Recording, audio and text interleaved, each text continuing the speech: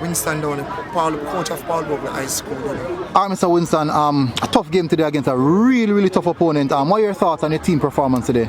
I think the first half of the game, we just didn't apply what we decided to do, and that caused us a very soft goal.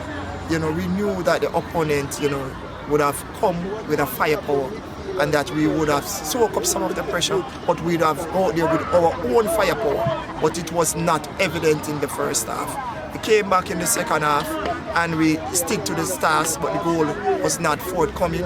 I think we got a glorious opportunity when we got that free kick on the top of the edge of the 18, and it just went a bit. What we have to do now is that we have to go back to the drawing board, look at more games, look at where we could capitalize on, because the team that we are playing have lost their game also, and they are a season campaign, and it's going to be a real tough battle, because it will be two losing teams fighting for 3 points. We're not going to surrender, and we will never surrender. We'll never give up. We'll fight till the very end. Upon observing the game that you have seen today, the team that you're playing against will be Dintil.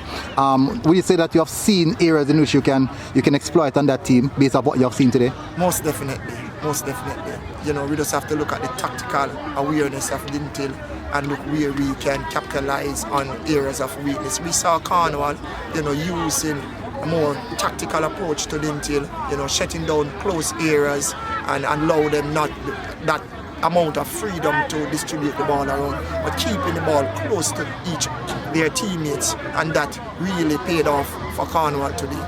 All right, coach, and hopefully you get a result that you desire next game. And thank you very much for speaking with us. Thank you. I'll see you again next time.